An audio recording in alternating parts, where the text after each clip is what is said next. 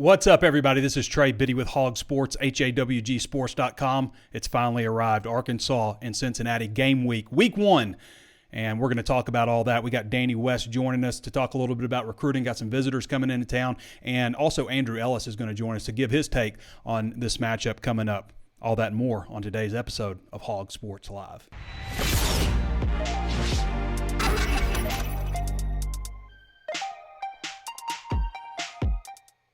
We got to get to this first. I think the first couple series are going to be really important to figure out kind of,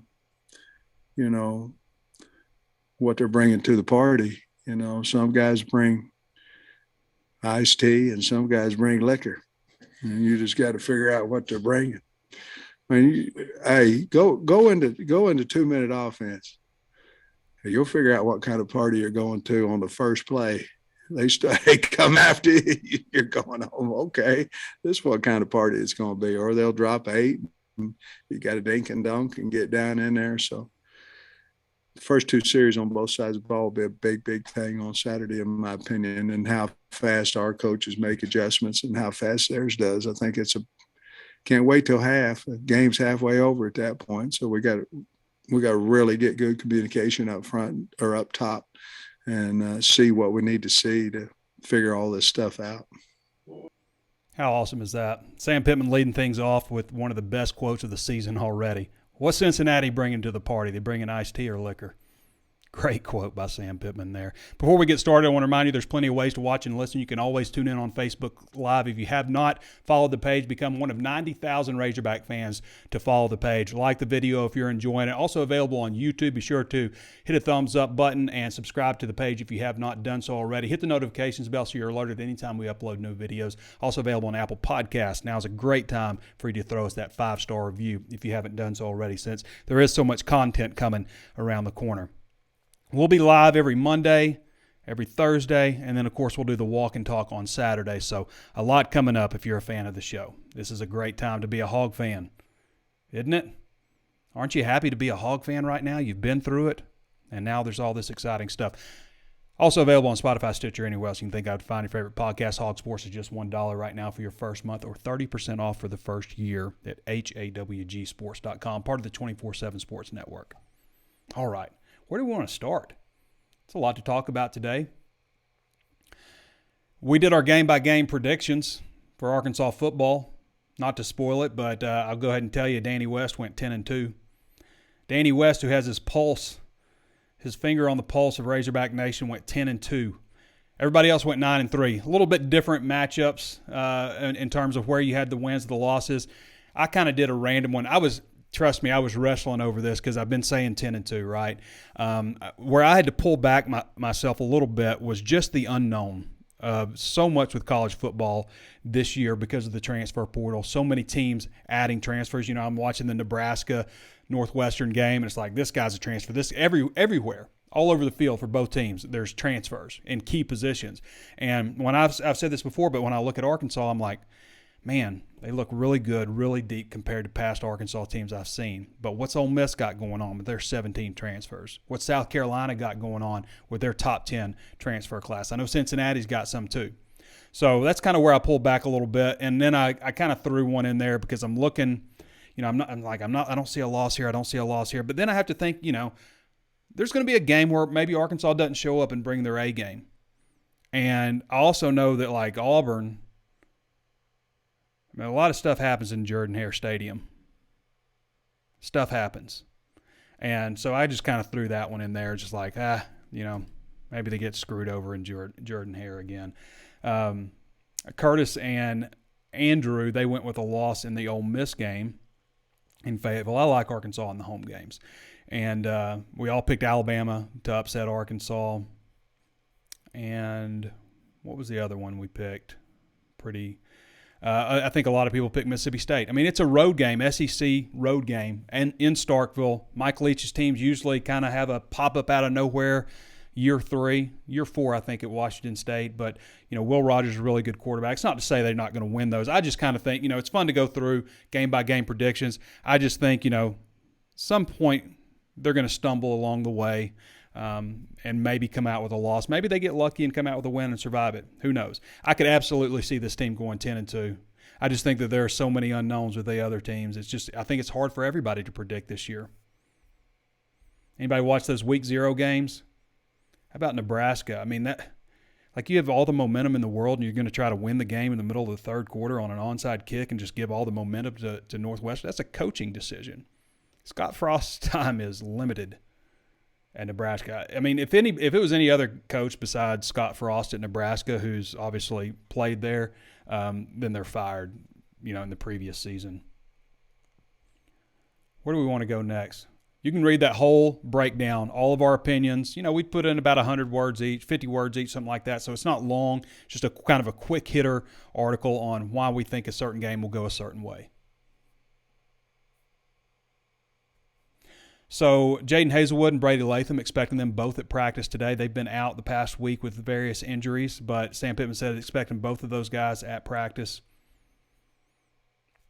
And, with Latham, kind of what they did with Latham out, they had Takias Crawford working at right guard, which is he's repped at right guard some. He's been working mostly at right tackle, but also some right guard. And then they shifted Bo Limmer over at left guard where Brady Latham was. And that's kind of how I think you'll see things. No matter what happens, they shift things around with either Latham or Limmer or both of those guys in order to get Takias Crawford on the field. So I'm going to take you through this depth chart a little bit. We have the first official depth chart through the university. It's not my depth chart. It's Arkansas's depth chart for game 1, just like they put out every Monday in the game notes. And we're going to talk about that a little bit. But there'll be backups listed at every single spot on the offensive line. But the backup is Takias Crawford. No matter what happens at every spot, Takias Crawford is coming in. They'll just shift things around, whether that means moving Brady Latham to left tackle, moving Bo Limmer to left guard, and sliding Takias in at right guard. He's coming in at right tackle or right guard no matter what. Before we get to that, I want to talk about another great line by Sam Pittman. And, just talking about some recent guys that transferred out. I know Jaqueline Crawford, I can understand his plight. He's coming off a leg injury, and if he'd have entered the transfer portal, he wouldn't have just had access, to the medical staff and all that stuff to get recovery. So I can understand that from, on his point. I also think that, it would have been better for Arkansas for him to go ahead and transfer and you get that scholarship. But I get it, okay? I get it. He needs to rehab and try to find another place, and he wouldn't have had that opportunity. So that'd be a hard thing for him to give up. With Taylor Lewis, that's just kind of like, dude, I guess he just didn't like seeing his name on the scout team, or having a freshman jump over him. But I like what Sam Pittman said, because he could have said a lot of different things when he was asked about some of these late transfer deflections, because he loses those scholarships for the semester. Now, he can apply them in January, but he loses those for the rest of the semester. But he kind of just said, if you don't like it here, then get to stepping. It's not for everybody. I thought that was the right thing to say by him. That's what the portal's for. If it's not going to work out for you here, you don't want to be here. Now move on. At the same time, though, I know he would have liked to have those scholarships available. And, Taylor Lewis has never even played a game at Arkansas. All he's done is use the weight program, use nutrition, all that stuff, and he gets a free scholarship for the rest of the semester. Good luck to him, but I'm just not a big fan of that. You just join the team and you quit just like that. That's why I'm a big fan of the transfer portal window concept, which hopefully is coming soon. But you can transfer this time and you can transfer it this time, but don't transfer in the middle of the damn season. I keep letting words out. Don't transfer in the middle of the season. I don't know what's going on, but I got to get a hold of that. Don't transfer in the middle of the season. I just hate. I don't like anybody that does that. Okay, you're on my list if you do that. I don't care if you're playing for Arkansas or playing for somebody else. Do not transfer in the middle of the season. You wait till after the season. They still need you in some capacity. They can still use you. So get that transfer portal window passed, and let's stop seeing these guys transfer, playing 4 games, redshirting themselves, and then transferring. Get out of here with that. Quitting on everybody else. All right, official depth chart. Big surprise, KJ Jefferson starting, Malik Hornsby behind him, no number 2. Raheem Sanders, A.J. Green, no number 3. I should say no number 3 listed. Raheem Sanders and A.J. Green. Matt Landers starting at wide receiver, Warren Thompson and Jaden Hazelwood. Hazelwood at the slot. Now, this is exactly how I projected it would go at wide receiver. Actually, everything so far. Dominic Johnson, they're probably going to hit him a little bit this week. They're going to let him catch some passes maybe and see, how things go in terms of like not a designated, this is where we want you to cut and this is where we want you to go, but like throwing in the ball and then having to make a defender miss, see how that leg holds up. And then I think we could possibly see him for a few carries maybe in that first game. If anything, maybe just to let him get a couple of licks in live action before they game plan for him farther in the South Carolina game, which I think they'll do. Ketron Jackson, number 2 behind Landers, Jaden Wilson behind Warren Thompson, and Bryce Stevens behind Jaden Hazelwood. Tight ends, Trey Knox, followed by Nathan Bax or Hudson Henry. Offensive linemen, no big surprise, Luke Jones, Brady Latham, Ricky Stromberg, Bo Limmer, Dalton Wagner. There are some freshmen, though, in this backup. Now, again, we already talked about Takias Crawford being the top backup everywhere. Well, at 2 spots, but they'll shift the other guys around to get him in there. But you got Amarian Harris as the backup right guard. Patrick Kudus is the backup center. That's a little bit by default. Again, if you had something happen to Ricky Stromberg, Bo Limmer's moving to center. Jalen St. John behind Brady Latham, and then Andrew Chamblee at left tackle. Again, you had Devon Manuel, who missed a good bit of camp. He'd probably be your second left tackle, but that should be a good battle down the road, that second spot between those 2 guys. Defense, left end, this is in a 4-man front. Jashad Stewart, Eric Gregory, Isaiah Nichols, and then Zach Williams at right end. So Gregory at left defensive tackle, Nichols at right defensive tackle. And then you've got Landon Jackson, Terry Hampton, Cameron Ball, Jordan Dominic as the top backups. Now, if you're in a 3-man front, you're going to have Gregory, Nichols, and Zach Williams are going to be the 3 defensive linemen. Drew Sanders, Bumper Poole starting, Christopher Paul, and Jordan Crook as the top backups. And then you've got Simeon Blair, Jaden Catalon as the safeties with Miles Slusher behind him. Or excuse me, not behind him, but at nickel. Left corner, Hudson Clark. Right corner, Ladarius Bishop. That's still undetermined. Sam Pittman made that clear that they still have not, they got to release a depth chart, right? So made it clear that that's just not settled yet. A few things on here. They got Cam Little as the kicker. They got Cam Little or Blake at kickoff guy, so they got an or there. Reed Bauer or Max Fletcher. I think we'll see both of those guys. I think Reed Bauer in instances where, you need to check it up or something like that, or you need a specialty kind of punt. But Max Fletcher, if you need to just kick the hell out of the ball all the way down the field. His parents are coming in from Australia to watch because Max Fletcher's brother punts for Cincinnati. So you would expect to maybe see him if they were in that kind of situation. But, you can't just cater like, the parents are here, we're going to use Max. You can't do it that way. You just hope it works out, I guess. You don't want to punt. Not that you want to punt at all, I guess. So maybe you don't hope it works out. Let's see. Eli Stein as the long snapper. They've got an or with John Oerlein and Francisco Castro, but Pittman has already said it's Eli Stein. So I don't know why they put ors there. Reed Bauer holder of the year last year in the nation. A.J. Green and Rashad DeBinion as the kickoff returners, and Bryce Stevens and Harper Cole as the top 2 punt returners. Surprised to see Isaiah Satania's name not in there because I do think that Satania will push for that starting spot at some point through the season. I think it's interesting with the quarterback battle at Cincinnati, switching gears a little bit. Who is Arkansas going to see on the other side of the ball? Is it going to be Ben Bryant or Evan Prater? Just listening to other podcasts, reading some stuff from Cincinnati, it feels like Ben Bryant will be the guy that trots out there first. He's the senior who transferred to Easton, Michigan. Had a really good season. They went, I think, 7-6. I say he had a good season. He threw for 3,100 yards, 14 touchdowns and 7 interceptions. That's a pretty interesting number. They like him because he can deal the ball out. I wonder if you're underestimating a little bit Evan Prater's ability to run. They compared him as a recruit. This guy was number 46 prospect in the country on 24/7 Sports. Big-time prospect. But he can really – they compare him as a recruit to Colin Kaepernick, if that gives you any idea of this guy's ability to create. I think we're going to see both of these guys. I don't think that that's a good thing for Cincinnati to see both quarterbacks, to be unsettled. But that's where you are a lot of times. I mean, you can sit there and have quarterback battles. When it's a 1A, 1B quarterback battle and you can't, you go the whole spring, you can't decide. You go all of fall camp, you can't decide. There's a reason you can't decide. It's because you haven't played a game with them yet. I mean, I can take you back in the past with Arkansas quarterback battles where there's a true 1A, 1B. They haven't decided, and it always gets decided during the season. It very rarely gets decided out of fall camp. The guy that you name out of camp is very rarely him. Okay, so in 2019, you had Ben Hicks winning the starting job over Nick Starkel. And then Nick Starkel, I think, ended up starting after the Ole Miss game, and then you had 3 different quarterbacks starting the last 3 games.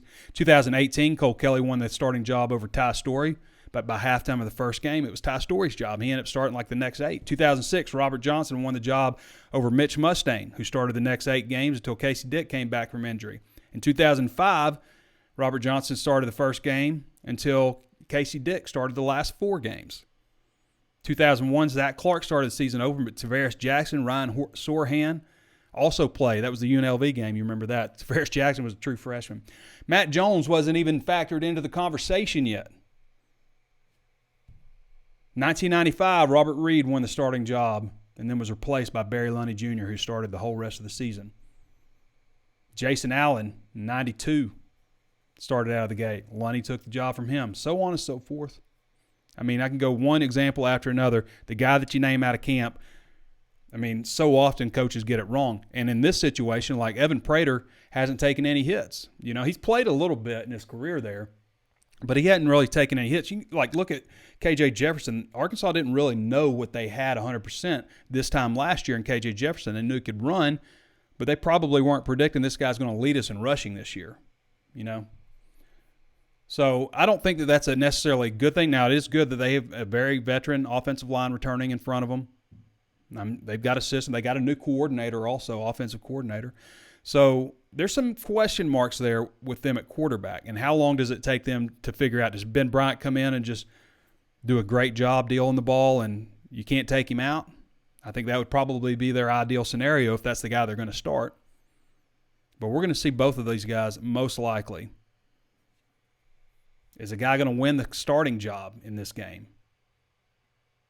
Is it a situation where Ben Bryant, like in the conspiracy ideas that you have in your head sometimes, you're like, okay, Ben Bryant comes out and starts, they lose the game, Evan Prater's the starter the rest of the season, they go undefeated the rest of the year, they make the claim, well, we didn't have Evan Prater in as starting quarterback.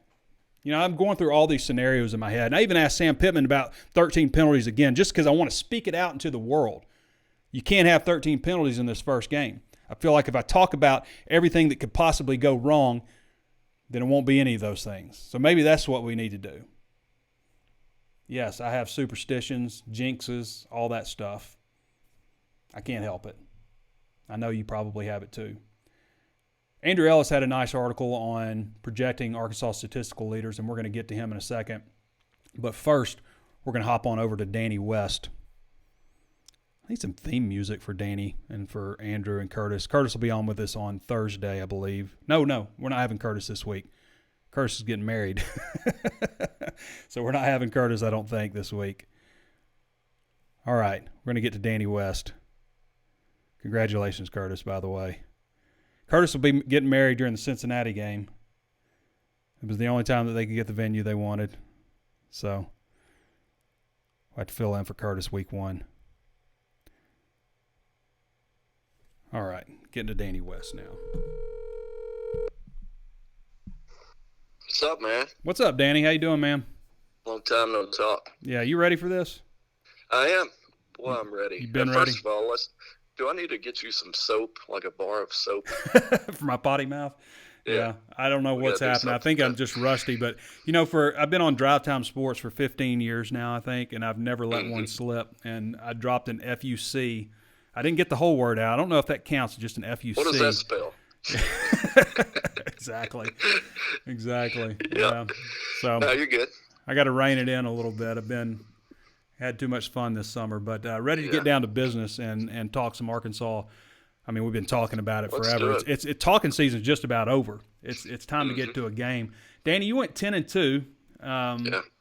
I kind of backed out of my 10-2 prediction that I made early in the season in the spring. I don't know. Yeah, y'all left me hanging out there on the island. Yeah, but you knew what was going to happen. Everybody was going to be like, "Yeah, Danny." Now we know why everybody likes Danny West the most. I did read that. You knew that was coming. I did appreciate that. No, I've picked a lot of 6 and 6s in my day. Yeah. So I mean, when they're good, I don't mind saying they're good. When they're bad, we don't mind saying that either, or letting our predictions reflect that, I should say. But yeah, it's going to take some lucky bounces, man. I almost went with you on the Auburn loss. I almost went with at Mississippi State being a loss. Yeah. I mean, game week predictions. Yeah, I might change those. Who knows once we get some data on the field. But, going into the season, man, I like Arkansas quite a bit. It starts with the quarterback, big offensive line, stable of running backs. And the one question that we all had was the wide receivers. Now, had they not emerged or, based on what we're hearing, they've emerged. And I'm going to roll the dice and believe that. But that was the one concern I had for them offensively. But, man, if they are what they say they are, then I think it's a more complete offense than they had last year. Now, I'm not saying you've got Traylon Burks and big play here and there, but it may not look the same. But, in terms of overall depth and potential, I think it's more well-rounded. Danny West joining us again. You can follow Danny at DannyWest247 on Twitter and read his content at HawgSports.com. You do need a VIP subscription to check out most of Danny's recruiting content. Is our main recruiting guy. And Danny, I want to kind of flip you over there, but first, I do wonder though about like wide receiver looks good. Drew Sanders, you saw Drew Sanders chasing down Malik Hornsby in the spring game, and the wide receivers have really stood out, but it's practice. Is Warren Thompson making all these plays because he's not scared of getting tagged over the middle? Is the bright light's going to be too much for Matt Landers? He didn't have that same, what's the word I'm looking for? Just everybody, all the eyes on him that will be on him at Arkansas when he was at Toledo. I love the comparison. Can you take the driving range to the course? Can you take practice to the game? And that's still very unknown. So there's still a lot to wonder about with this team. But man, I'll say this in practice, they look really good. They look tall, long, big catch radius on those guys. It's a nice looking group of wide receivers. Just looking at them. Same with this whole team. Yeah, that's one thing. We're fortunate enough to know a few people who are welcome to attend every practice and watch the whole thing, and that's the one thing that's kind of stood out to me over the last few weeks. When I hear from people that have seen the majority of practice, it's across the board. They all talk about different position groups. Like one day you talk to this guy and he was blown away by the wideouts, right? The next day you hear from somebody totally different and they're in love with the linebackers or the defensive backs.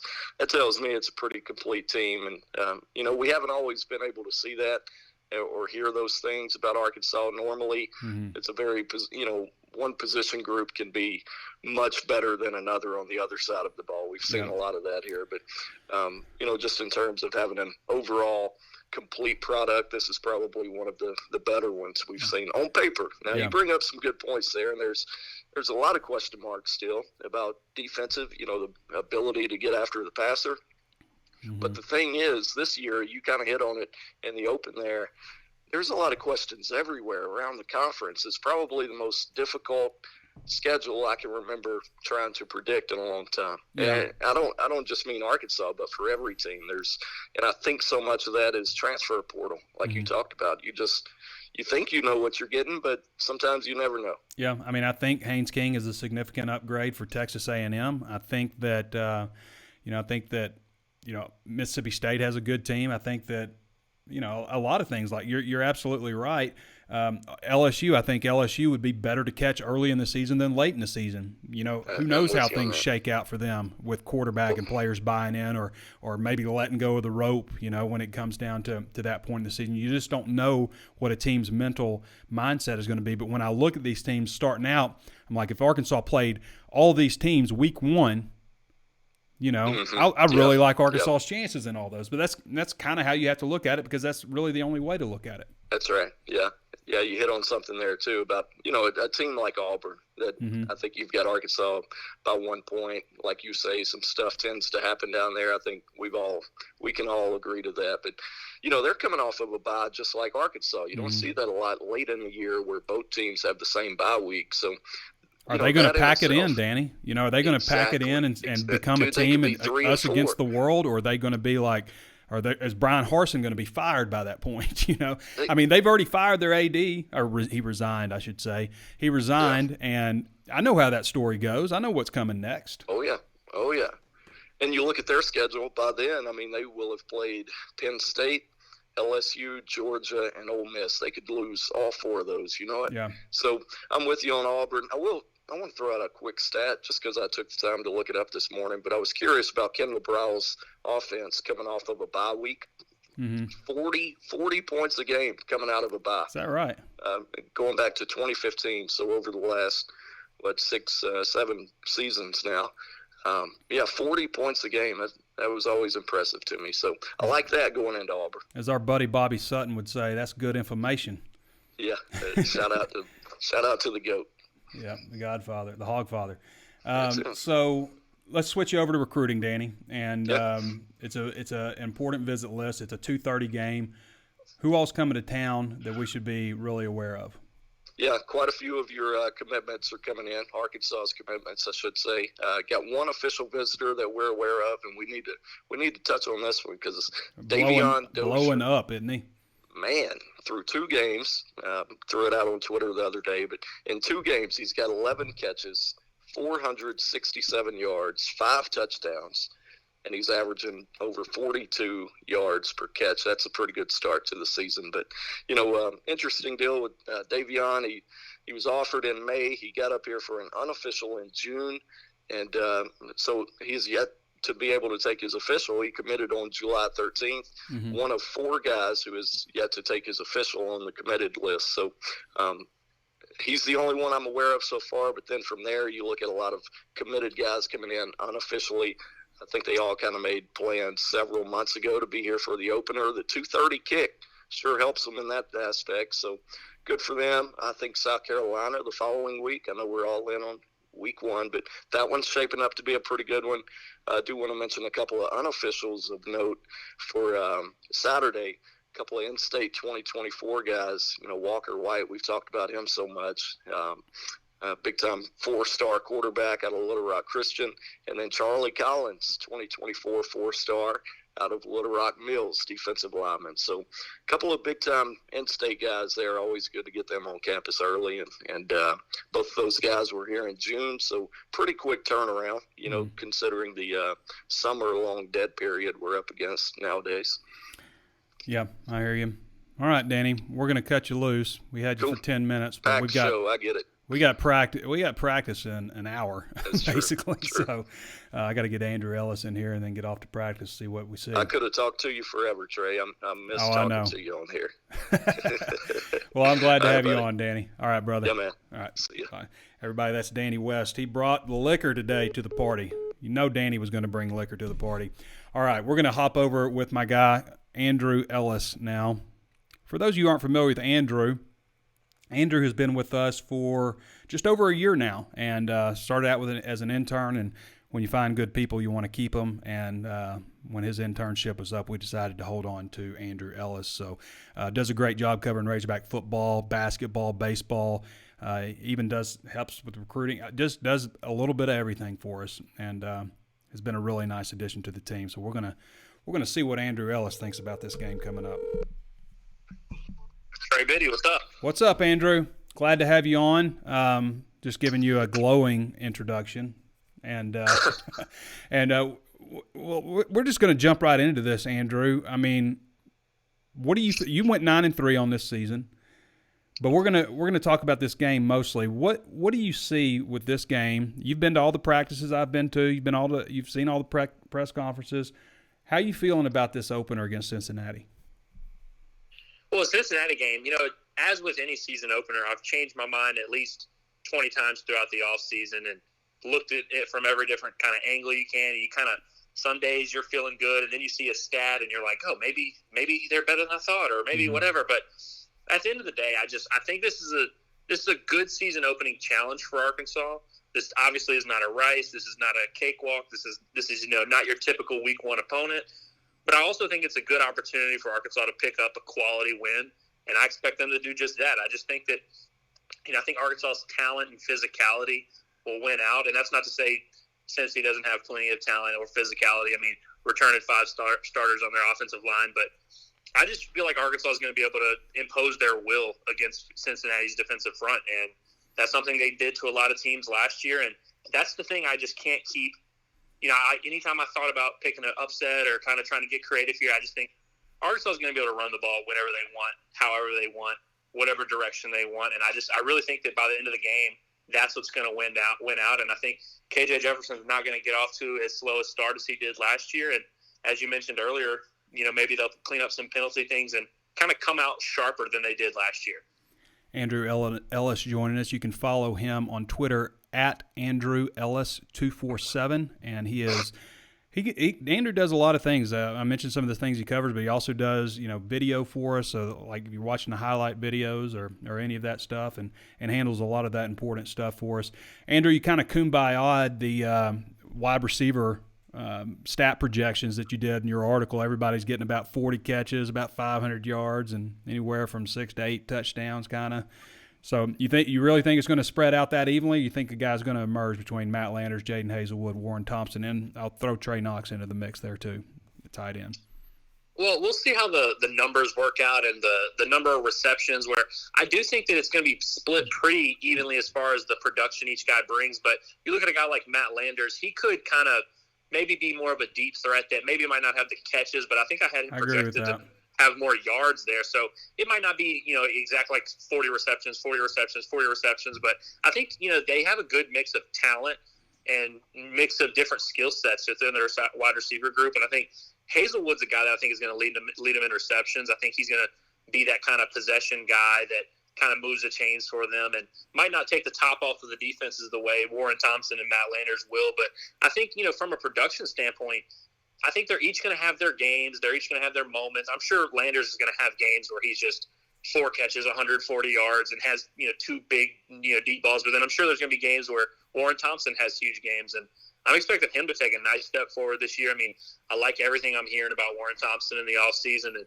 you can just tell by the way Sam Pittman talks about him. They really believe in the steps he's taking, but I do think it is going to be split pretty evenly, and I'm sure it'll go kind of game to game, which wasn't really the case last year. We kind of assumed who was going to lead Arkansas in receiving each week, so it'll be kind of interesting. I think it's honestly going to be kind of like Arkansas's rushing last year. I mean, you look at Arkansas's rushing last year, there was pretty much a different guy leading them every week. There were some weeks where it was Dominique for 20 carries, and sometimes Rocket would bust loose, and then I think A.J. Green led him one week too. And I think it could be kind of like that with the receiving core. It'll kind of be game to game. Yeah, I think so. You didn't have Ketron Jackson, so you didn't totally kumbaya everything. But Ketron could have a similar impact where he has a game where he really stands out. I really think that Warren Thompson is going to have a really big year. And I mean, same for Matt. It's hard to differentiate them, and I can understand why you kind of put some similar numbers on all these guys, because you hear something different every day about how well somebody is standing out. And again, it's a good-looking group of wide receivers who are just not necessarily proven on game day, aside from, Hazelwood's had some decent numbers and stuff. So how do you see the game playing out, Andrew? I know you gave your prediction, but figure we go ahead and do it on air. I can't remember what I went with the score with on the season predictions, but I was thinking about it today. I was like, I wonder if I could change my score. 31-20 win. 31-20 win. Now and Friday, I'll change my mind again. But I think that 31-20 is kind of about the range I see this going into. I think it'll probably be close, and it'll be interesting to see how Arkansas starts offensively. I feel like getting off the slow starts is just kind of a thing they did a lot last year. But it'll be interesting to see how KJ, if they can set the tone early, maybe hit a deep ball to someone earlier. I remember last year he hit a deep ball to Tyson Morris that kind of broke the seal. It was kind of, he was struggling, missing some throws, and then he hit a deep ball to Tyson Morris, and that kind of just settled everything for the Razorback offense. That moment came, I think it was after halftime last year. So if you're Arkansas, you're hoping that moment where you kind of can settle in and catch your breath comes earlier. But I do think Arkansas at the end of the day will kind of pull away. I'm not expecting a blowout by any means, but I do think Arkansas is probably going to be able to build up at least a little bit of a lead and kind of control the game on the ground from there. I think a big moment will be KJ Jefferson's first scramble action, picking up yards, taking a hit, or stepping out of bounds. But just sometimes with a quarterback, especially a guy who's athletic, sometimes it takes a play like that to kind of not wake you up, but just kind of get I don't know what the word is that I'm looking for, but just kind of get you going. Sometimes it takes something like that to happen. But they definitely have to get off to a faster start than they did last year against Rice when they had 13 penalties for 117 yards and were down 10-7 at halftime. Also fumbled the opening kickoff of that game. I've been trying to speak everything out loud so as to unjinx the jinx on any of that stuff. All right, Andrew, anything else you want to add? No, it's game week. I'm excited. Yeah. I'm ready to watch some actual football. Week 0 was fun, but it didn't take long watching those week 0 games to realize that these teams are not good teams, and this is not the real deal. Yeah. The real deal starts soon, and I'm excited to start talking about something real rather than just talking about a hypothetical idea of maybe this happens and maybe this does happen. But I'm ready to really get into the games and kind of answer a lot of questions. And there's a lot of continuity with this Arkansas team. There are a few questions and a few things we still need to figure out, and this weekend's going to be a fun one. Yeah, you got some Thursday night games, Friday night game too. So some things to look forward to a little bit before the actual game day gets here. But should be a lot of fun. Josh Pate's coming to town. That's very exciting from Late Kick. So we're excited to have Josh Pate coming to Fayetteville, try to show him around, show him a good time. All right, Andrew, appreciate you, man. Yes, sir. Thank you. All right, everybody. That's Andrew Ellis. Again, you can follow Andrew at Andrew Ellis 247. Again, another guy bringing liquor to the party. So plenty of liquor here at HawgSports, I guess, for game week. All right. Do we want to get to some questions? We're going to go over some questions real quick. I got to be honest with you. It's 3:01. I've got to be over there at practice at 4. And, I'm not getting there at 4. I'm getting there 20 minutes early probably just in case they start without me. Where are we at, though? Let me find us. Where's the show? There we are. Okay. I hope the audio stuff got figured out today. The audio sync issue. I know that's annoying, and I've been working at it, so hopefully, fingers crossed. Cody L. James says, any update on Hazelwood injury? I mentioned that. It looks like he's going to practice today. I'm going to try to find some stuff because we just got a couple minutes here. Ready for the walk and talk? Yeah, we'll be doing the walk and talk. You can count on that. Zach Bonney says, I'm taking my son to a game this year in Arkansas. Either the LSU or Missouri game. Well, you're not going to be taking him to the Missouri game, Zach. That's in Columbia, Missouri. We live in Chattanooga, Tennessee. Took him to see them play Tennessee and Georgia last season. He wants to get to a game where everyone is a Razorback. Shout out to Maverick Bonin. Okay, so you're obviously not going to the Missouri game because that's in Columbia. So we'll see you in town for LSU. Benjamin Young says, how do you feel about our pass rush this year? Unknown. I mean, I think that they're going to put Drew Sanders in a lot of positions to get to the quarterback. But if you're running a 3-man front mostly, then you're not going to get a lot of sacks this year. They were second in the SEC last year. They do that again this year. Probably be second to last again. We got a Honduras follower, Ever Garcia. Appreciate you, Ever. Land Montgomery said, I've made way too many comments on Alabama sites not to show up undefeated on October 1st and play for the West. It's possible. They got to get past Texas A&M, got to get past Cincinnati, got to get past South Carolina. I mean, that's got to get past Missouri State. Like, people can overlook Missouri State. I mean, they were in the FCS playoffs that year. I know everybody's like, big deal, but, I mean, they played Oklahoma State very close in their opener last year. Very close, like within a score. And Oklahoma State went on to win 11 games that year, almost won the Big 12. Another person ready for the walk and talk. We got to do the live show first. All right, where do we want to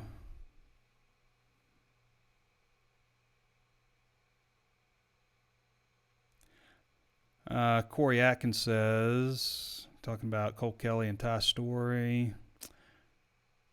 Evan Baker says, why do we consistently have the toughest schedule? I know we're in the West, but even the non-conference games are very tough. Well, it's just scheduling. I mean, let's talk to Jeff Long, I guess, on that.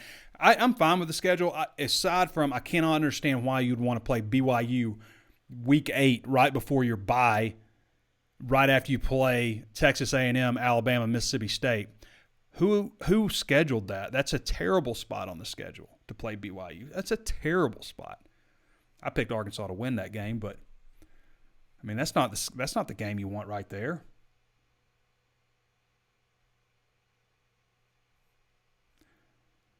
Travis Frey says, what's the most number of wins we could win without being surprised, and what's the least? 7, and I mean, I think if you won 11 games, that'd be pretty surprising. I mean, I think this is a really good team. You'd have to have the ball bounce your way. But I think if they won 7 games, I would be surprised that they didn't win more. Shane Easton says, where does Rocket Sanders rank among SEC running backs? That's a tough one. I don't know. We'll see. That's a tough one.